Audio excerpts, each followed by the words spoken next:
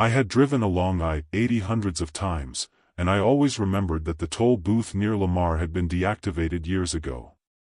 It was closed, abandoned, with weeds growing over the booths and signs covered in rust. So I was surprised when one morning, around 3 a.m., I saw the place completely lit up. Bright white light, newly painted lanes, everything looking like it had been recently renovated. Even the digital sign glowed with a simple message: "One toll lane open." I slowed down, almost on autopilot, thinking that the toll booth had been reactivated. But no one had said anything. No previous signs. No warnings. I pulled up to the only open booth. Inside was a man in an old uniform, the kind they don't wear anymore, with a badge that simply said, "Collector." He didn't smile or say anything at first. He just reached out his hand through the window and said, "5 minutes." I laughed, thinking it was some new campaign or experimental toll thing. I asked, "5 minutes of what?"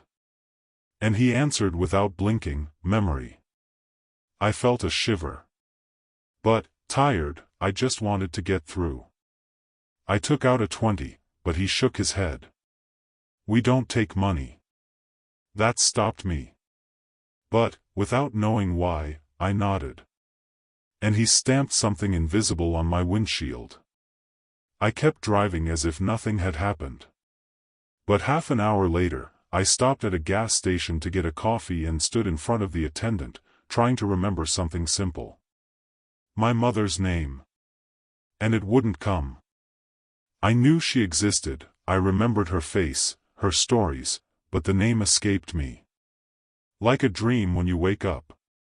It was only 2 days later, without explanation, that it came back to me, out of nowhere. Then I connected the dots. It was the toll. That took 5 minutes from me, of the past.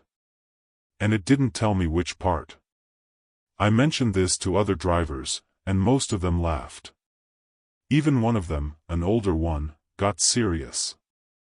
"Have you seen the collector?" he asked. He said he had seen it too. In 1997. And that since then he had forgotten the name of the city where he was born. I've tried to remember. I've been there. But it's as if I'd never been there. Another said he had lost a bank password. Another said he had forgotten his own signature for weeks. And they all said the same thing: the toll doesn't appear all the time. Only on certain nights. And never on the same kilometer. I decided to look again. I drove several stretches of I-80 through the night, with the GPS marking every mile where the toll booth might be. Nothing. The place that had once been fixed now seemed itinerant. As if it only appeared for those who needed to lose something. When I finally found it again, the sign said something else: exact change only. And the collector was the same.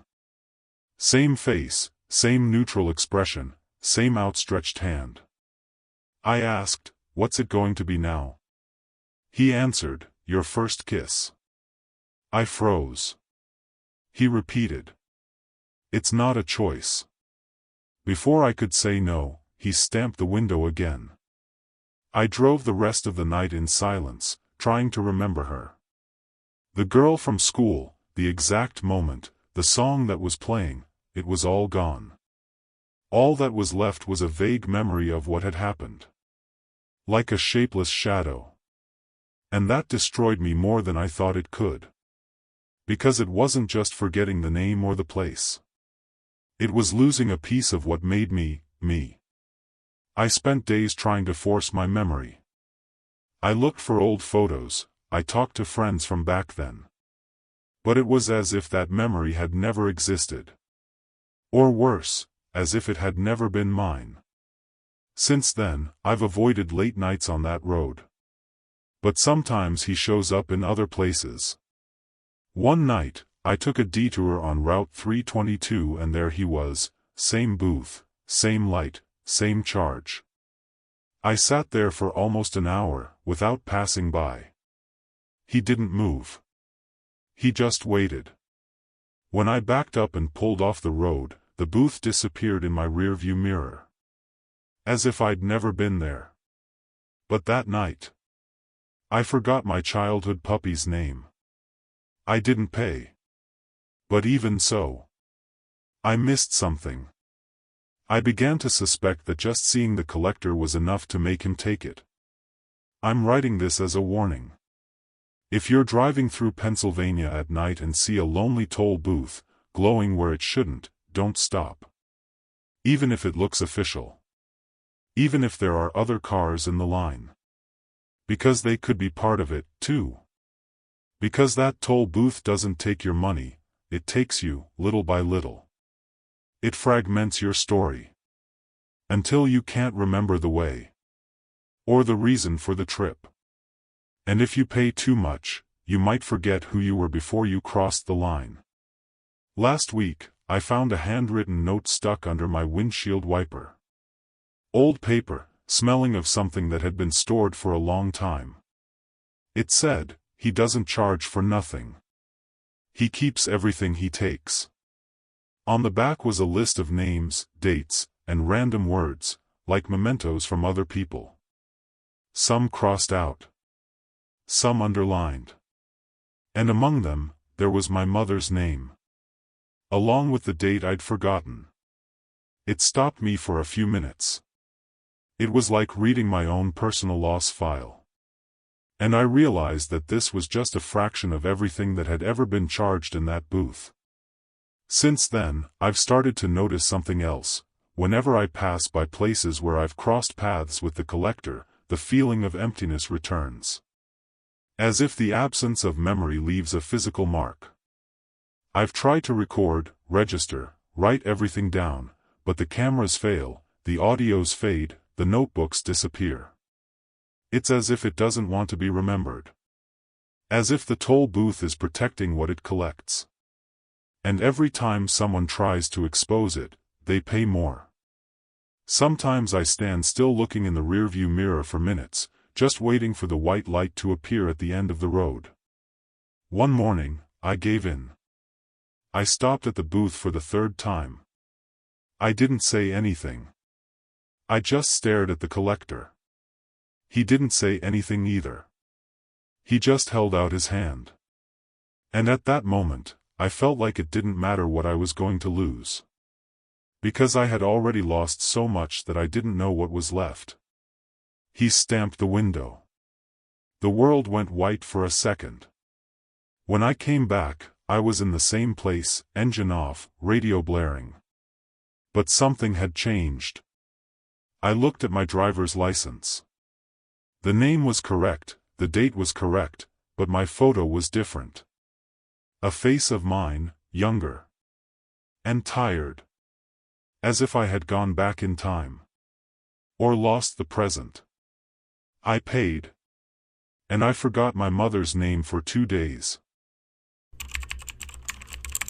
There's a stretch of Highway 11, between Saskatoon and Prince Albert, that I usually avoid after 3 a.m. That's where I first saw that truck, on its side in the ditch, with its hazard lights flashing and a little smoke coming out of the engine. I slowed down, pulled over, and when I went to help, I noticed something was strange. No movement inside the cab. No sound. The windows were closed, but the windshield was all fogged up on the inside, as if someone was breathing in there. I went to the door and yelled. Nothing. When I tried to open it, the door gave way easily, and it was empty. No driver. No ID. Just handprints on the inside glass, as if someone had tried to force their way out. I called the police, did what I had to do, and continued on my way. But 3 weeks later, heading in the opposite direction, I saw the same truck. Overturned in the same way. Same position. Same lights flashing. It seemed like an exact repetition of what I had seen before.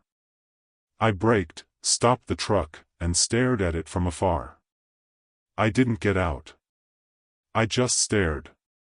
And then I realized, the dashboard showed the same time as last time. exactly 3:13. That stopped me.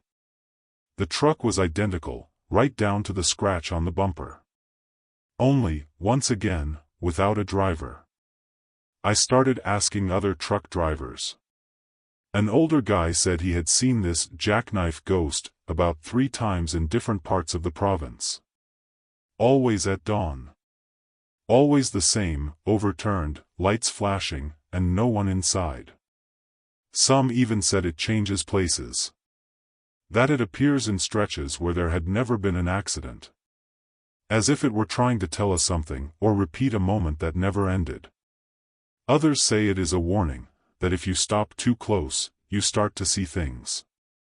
You start to feel the truck getting colder, heavier. As if it were carrying an extra passenger. At first I thought it was an exaggeration. But after the 4th time I saw the truck, I couldn't deny it anymore. It was him. Always him. I started to notice patterns. He appears at exactly 3:13. And always in places where he shouldn't be. Once, he appeared in the middle of a bridge, taking up the entire lane. Another time, he was on a curve with no shoulder. And the worst of them all, was when he appeared in front of me. Out of nowhere. 1 second everything was clear, the next, the truck appeared as if it had been thrown there. I didn't even have time to brake properly. I swerved instinctively and stopped meters ahead, trembling. And when I looked in the rearview mirror, he was no longer there. From that day on, I started having dreams about him. Always the same scenario, the deserted road, the truck overturned at the same angle, the lights flashing. But in the dreams, I could see inside the cabin. And there was a motionless figure, faceless, just a blurred silhouette. Every time I got closer, the figure would slowly turn and touch the glass, leaving handprints. I would wake up with my heart racing and my arms cold. And the next morning, I swear the windows of my truck would be covered in fingerprints, as if someone had been there all night, looking in from the inside. I got to the point where I was marking the time on my watch, noting each appearance. And it always struck 3:13. Like a ghost clock. One morning, I decided not to swerve. I stayed in my lane, speeding toward it, wanting to see if it was real. But the second my headlights touched the back of its back, everything went black. When I woke up, I was parked perfectly on the shoulder, with the engine off and the radio blaring. The clock stopped at 3:13. And the road, completely empty. Not a single overturned truck in sight. But when I looked inside the window of the cab, there were handprints, fresh, damp, as if someone had just touched it. I looked for records of accidents on that road. I found a case from 2004, a truck that overturned after skidding on the ice. The driver was trapped in the cabin and, according to the firefighters, was found with his hands pressed against the windshield, as if he had tried to get out.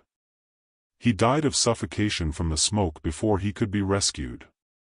It was the same model, same paint job, same detail on the back. Since then, no one has used that truck again. It was given up as scrap, but no one has ever found where it ended up. And now, it appears every morning, in places where it shouldn't be. Always alone. Always empty. I've started to avoid driving at night. But sometimes you don't have a choice.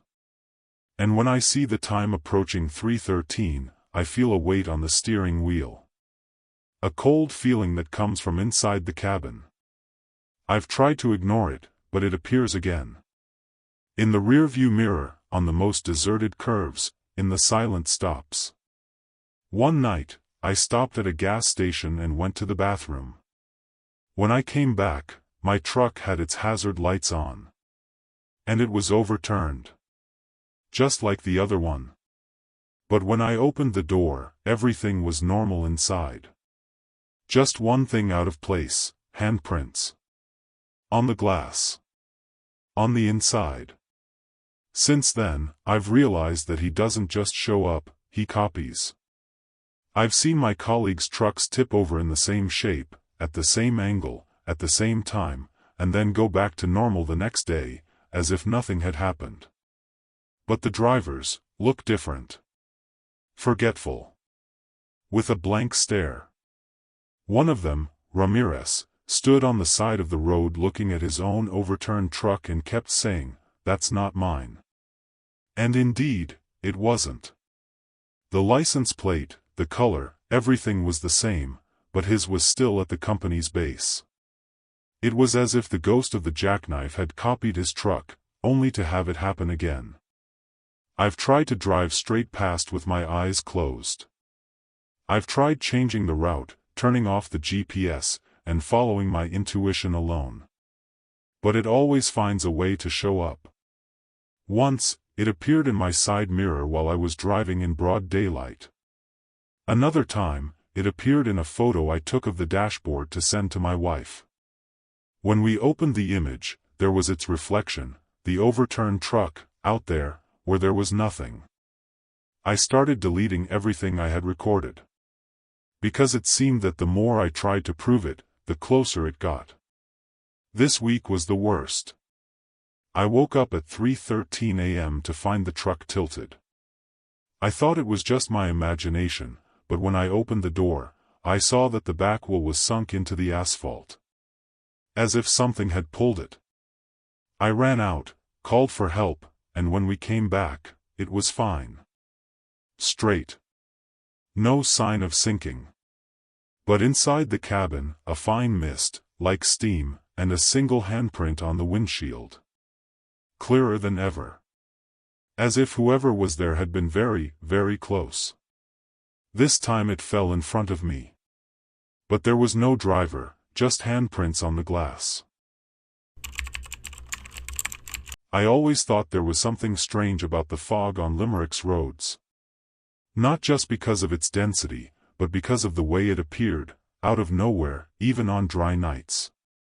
But it was on a late delivery, almost midnight, that I realized how wrong it could be. I took a rural detour to cut across the road. Nothing on my GPS indicated a problem, but soon the truck's headlights began to hit that white wall of vapor that made it impossible to see anything more than 3 meters ahead. I slowed down, turned on my fog lights, and continued on.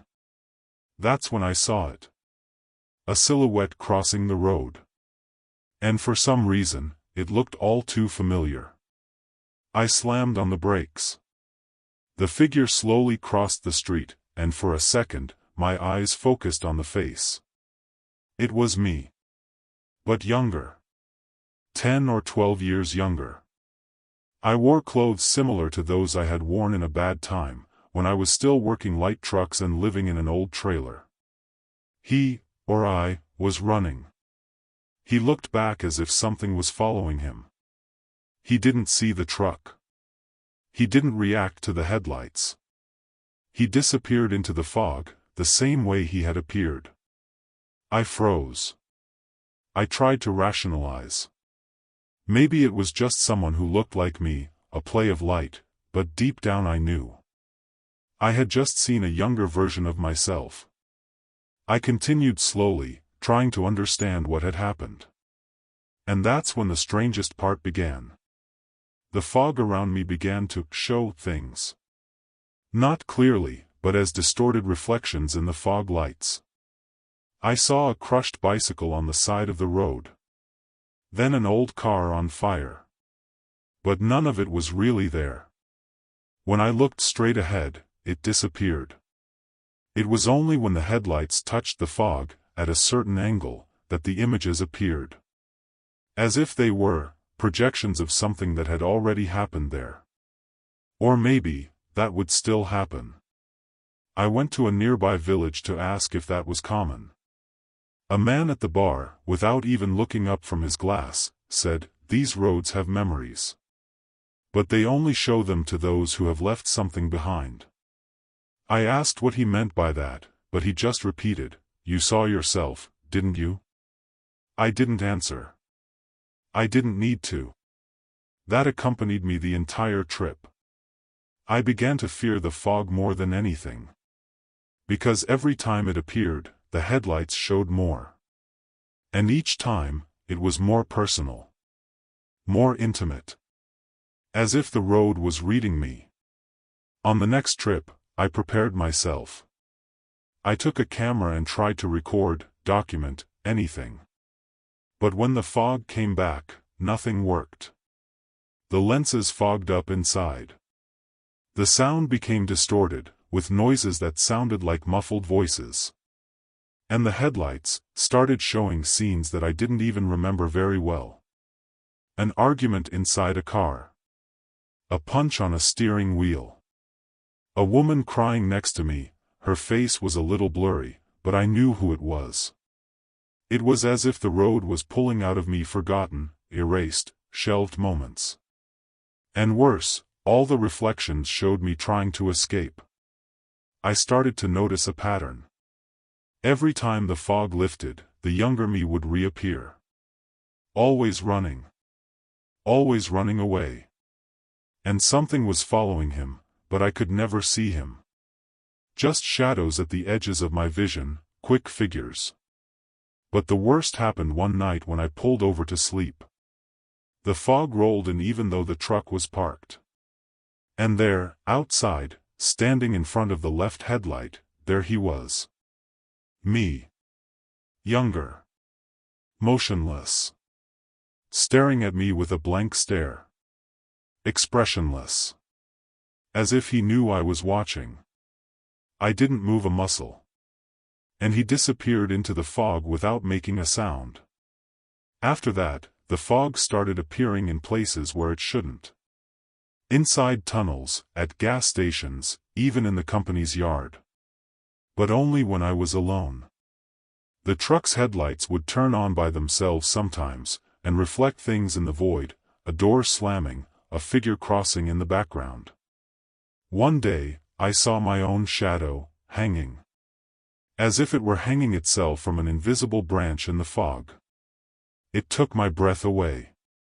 Because I had never thought of that. But there, seeing it, it felt like it had already happened. Or like it could happen. I tried to avoid that part of Limerick, change route, ask for a replacement. But the other drivers started to comment that the fog was following me.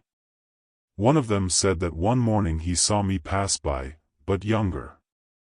That he looked at the cab and the driver was me, just with different hair and old clothes. And that when he tried to call me on the radio, all he heard was a noise that said, "Still running." And then I understood. That wasn't just a memory. It was a repetition. An echo. Something that lives on the road, and in me too. Last week, I saw something that chilled me to the bone.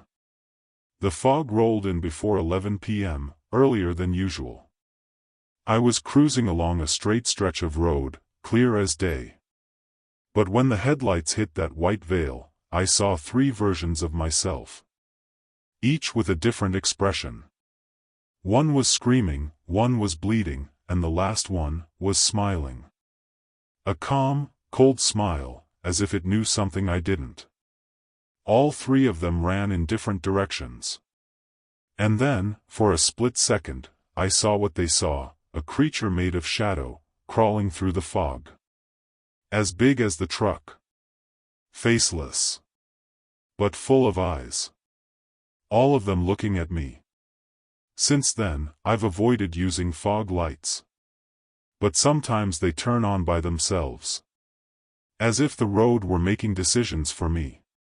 One night, I left the truck off and went to sleep in the back seat. I woke up to the engine running, the headlights on, and fog all around the cabin. Outside, I saw my younger self, the same one, with his hands on the hood, looking in.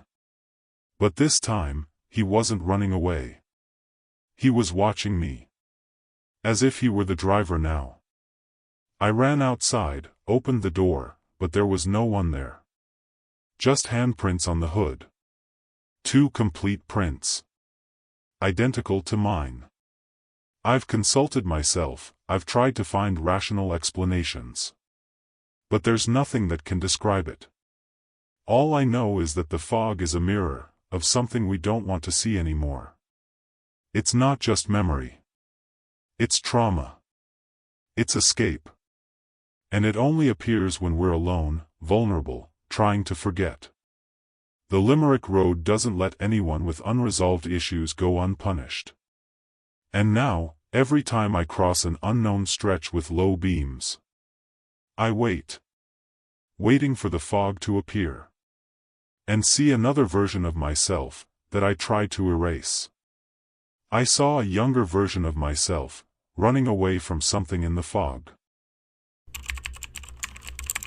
I bought this used truck in Bendigo from a gentleman who seemed relieved to be rid of it. It works well, but only if you stick to the timetable, he said, half laughing, half serious. At first I thought it was just an old man's joke, something that someone who's driven too much and started making up stories to sell it better would do. But within the first week I noticed something strange. During the day, nothing would start the engine. New battery, overhauled injection, good quality diesel. But there was only silence. And a strong smell, half sweet, half organic, like wet earth after rain. The first time I started it at night, by accident, the engine roared loudly. Without any hiccups, without any effort. It was 12:17 a.m. The sound filled the garage yard, and everyone stared. One of the mechanics even said, "Now it really feels alive." We tested everything, and the pattern remained the same. During the day, total silence. At night, full power. I started working only night shifts. And then, things started to get even stranger. Because the truck not only worked, it seemed to prefer the night. The headlights were brighter. The steering was lighter. Even the radio picked up stations I had never tuned into before. The nighttime broadcasts were bizarre. Voices distorted, songs that sounded too old to still be playing. Once, I heard a female announcer say, "You who drive in the dark, he's listening." I changed the station right away. The other night, I went around a bend in Ballarat and the speedometer started to climb by itself, even though I wasn't pressing the accelerator. And the sound of the engine, it sounded like it was breathing. Like a deep sigh with each gear change. I started to feel like I was being watched inside the cabin. As if driving that truck at night wasn't just transportation, it was some kind of ritual. I tried to sell the truck. 3 buyers came to look at it, but none of them could start it during the day. One of them insisted on having it towed to a garage. 2 days later, he returned the vehicle without explanation. He just said, he doesn't want another road. And he drove away, pale. I kept using the truck because, well, it worked. At night, at least. But I started noticing other signs. The bodywork started to sweat inside, water droplets on the dashboard, even with the air conditioning off. And every shift at the end of the day, at 6 a.m., the engine would shut off by itself. Always at 6 a.m. sharp. And then the smell would come. Wet earth. Strong. Like I'd been driving through a forest. In an attempt to better understand what was happening, I started sleeping inside the cab after shifts. But I always woke up with the engine already off, without remembering the exact time it stopped. One time, I set an alarm for 5:55. I wanted to see, with my own eyes, what happened at 6 o'clock. I woke up with the alarm ringing, the engine still vibrating, and then it stopped. Out of nowhere. Absolute silence. It wasn't a gradual shutdown, it was as if someone had cut the truck's soul.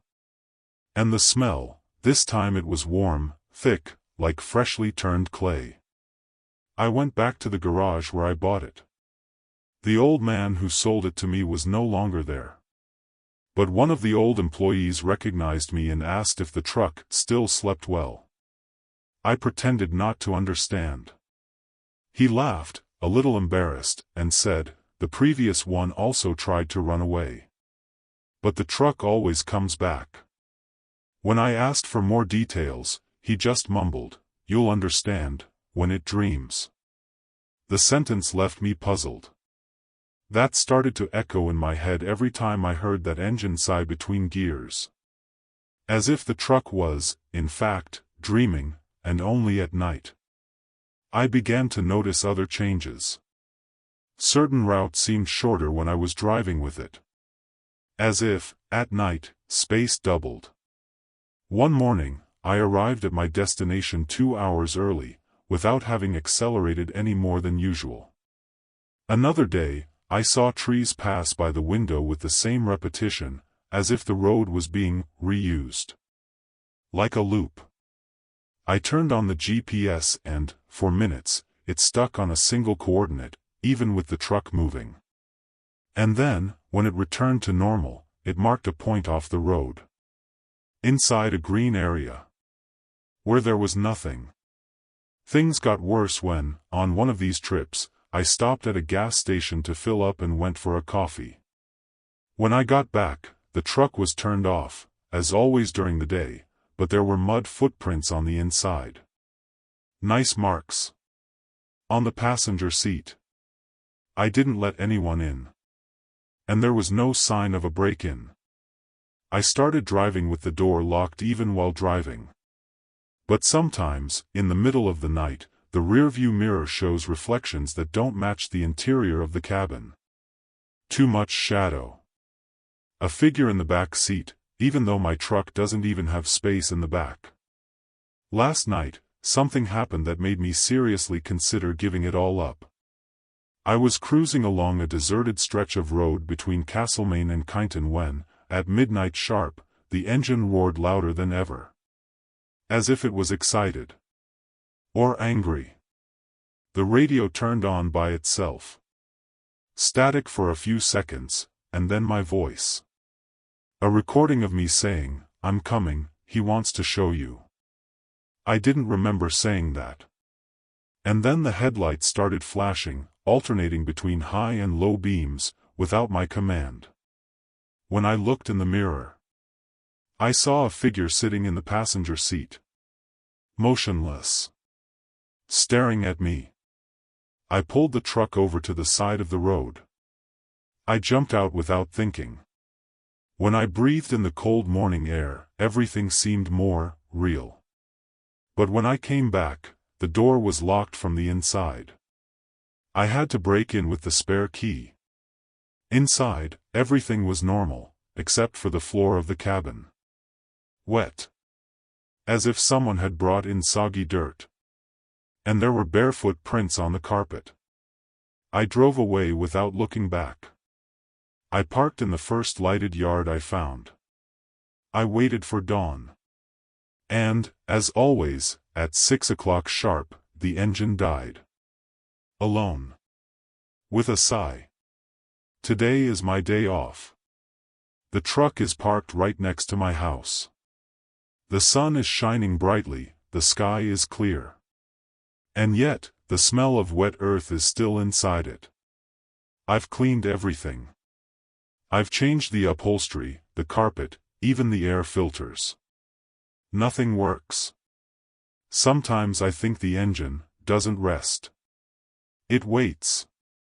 As if it lives at night and pretends to sleep during the day. A kind of creature that can only exist when the world is quieter. And the scariest thing is that it seems to, like me. Or, at least, accept me.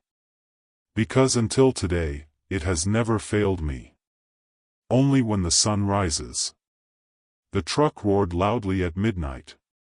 But at 6 a.m., only silence. And the smell of wet earth. I know every curve on Highway 49 like the back of my hand. I've driven there day and night, in the rain and in the fog. There's never been a bridge on that stretch between Yazoo City and Jackson. It's flat, straight, with no change in terrain. That's why I almost crashed the truck when I saw the metal structure appearing just after a curve. Tall, old, with rusty bars and dim lighting that seemed to come from the air itself. I slowed down immediately.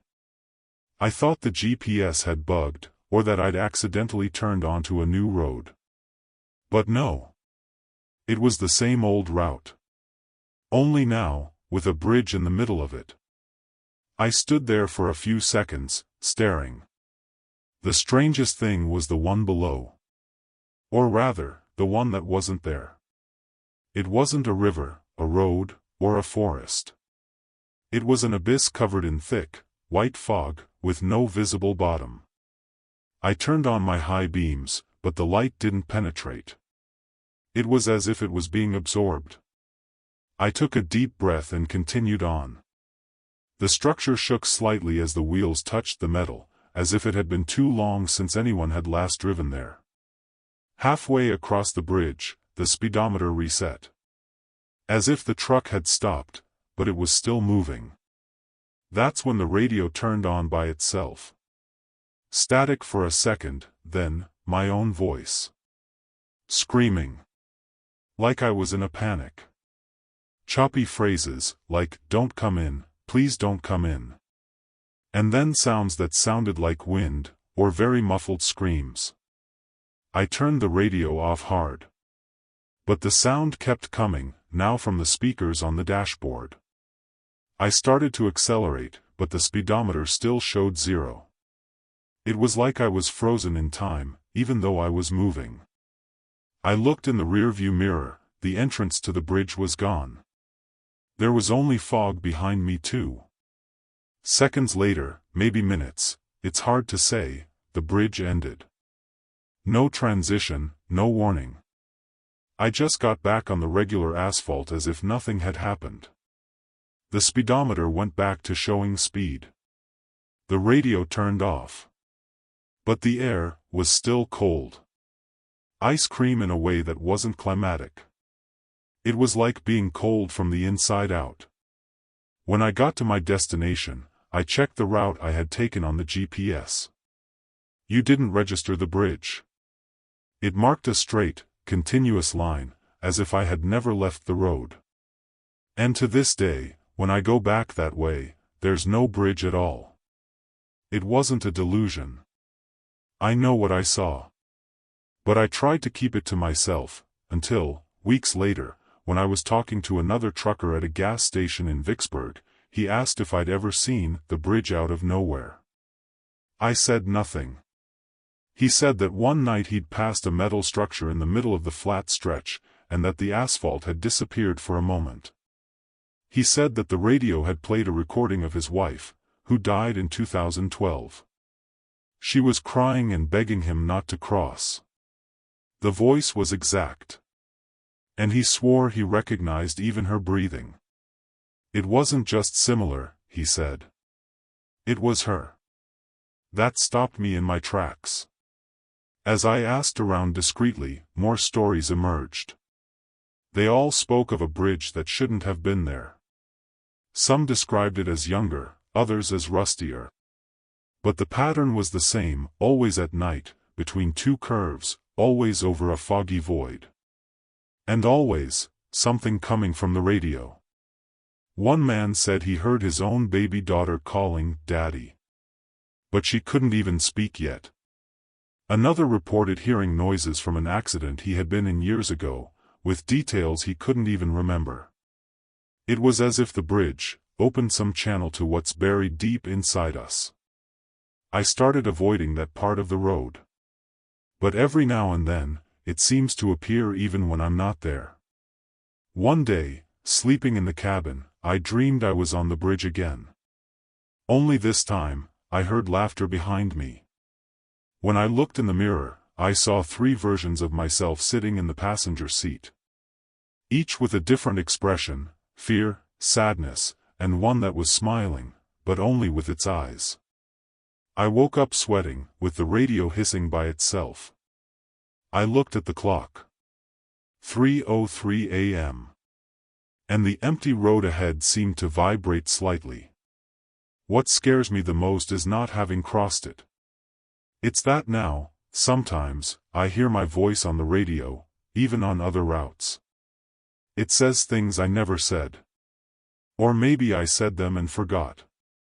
One night, the voice said, "You've crossed. Now there's no turning back."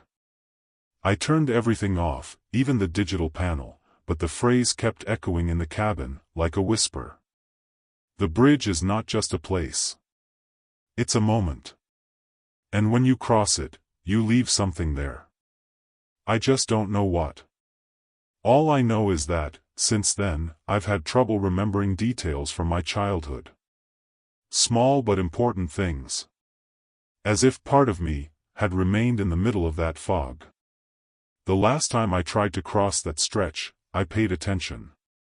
I turned on the dash cam, synced the GPS with my phone, and everything was ready. But the bridge didn't appear. I drove straight through the curves, everything was normal. I thought I had gotten rid of it, until, further ahead, I saw the signs, fog on the ground even in dry weather, the sound of metal creaking in the distance, and the speedometer starting to flash. I stopped immediately. But even stopped, I felt the truck vibrate slightly, as if something was trying to pull it forward. The radio turned on again. Only this time, it was my mother. She died more than 10 years ago. And she said, "Son, don't look back. Just keep going." I cried. For real. Because I recognized her intonation, the way she spoke when I was afraid of the dark. That disarmed me. I turned on my high beams and accelerated. But the bridge didn't appear.